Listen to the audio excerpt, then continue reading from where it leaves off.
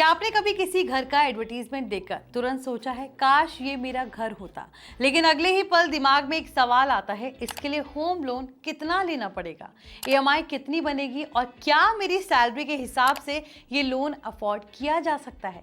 पहले इन सवालों के जवाब जानने के लिए बैंक जाना पड़ता था या फिर अलग अलग ईएमआई कैलकुलेटर्स पर घंटों समय बिताना पड़ता था, लेकिन अब एआई की हेल्प से आप कुछ ही सेकंड्स में home loan, EMI, total interest और रीपेमेंट प्लान का अंदाजा लगा सकते हैं। आज एआई की पाठशाला में हम जानेंगे कि एआई की हेल्प से होम लोन कैसे कैलकुलेट किया जा सकता है और घर खरीदने से पहले एआई आपकी फाइनेंशियल प्लानिंग में कैसे हेल्प कर सकता है। Hi everyone, you are watching NBT tech on the go. I am your host Mohini Singh. तो चलिए वीडियो शुरू करते हैं।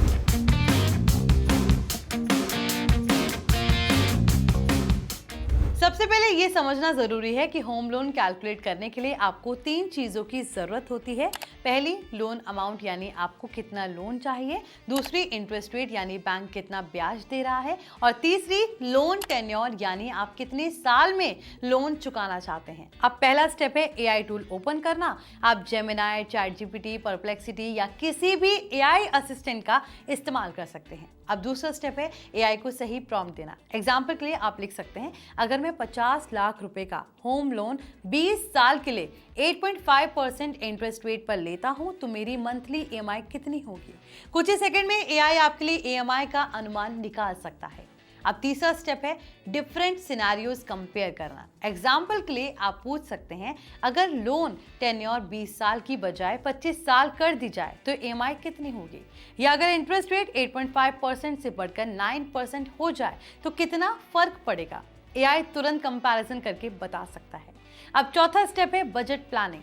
मान लीजिए आपकी मंथली इनकम 1 लाख है। आप एआई से पूछ सकते हैं, मेरी सैलरी 1 लाख प्रति महीना है तो मुझे अधिकतम कितना होम लोन लेना चाहिए ताकि ईएमआई मेरी इनकम के 35% से ज्यादा ना हो। एआई आपके लिए एक रफ फाइनेंशियल एस्टीमेट तैयार कर सकता है। 5वां स्टेप है टोटल इंटरेस्ट समझना। कई लोग सिर्फ ईएमआई देखते हैं लेकिन टोटल इंटरेस्ट नहीं देखते। एआई से पूछिए 50 लाख के होम लोन पर 20 साल में कुल कितना इंटरेस्ट देना होगा। इससे आपको लोन की वास्तविक कॉस्ट समझने में हेल्प मिलेगी। अब छठा स्टेप है डाउन पेमेंट एनालिसिस।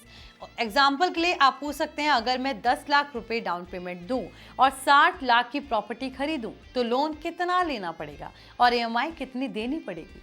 एआई आपको पूरी कैलकुलेशन समझा सकता है। 7वां स्टेप है लोन कंपैरिजन। अगर 2 बैंक्स अलग अलग इंटरेस्ट रेट्स दे रहे हैं, एआई से पूछिए बैंक ए 8.3% और बैंक बी 8.8 इंटरेस्ट रेट दे रहा है, 25 साल के लोन पर कौन सा बेहतर रहेगा। एआई कंपैरिजन करके संभावित अंतर बता सकता है। अब एक बोनस ट्रिक जान लेते हैं। आप एआई से पूरा होम बाइंग प्लान भी बनवा सकते हैं। एग्जाम्पल के लिए प्रॉम्प्ट दे सकते हैं, I earn 80,000 per month, create a home buying plan including affordable property budget, down payment target और एस्टिमेटेड ईएमआई।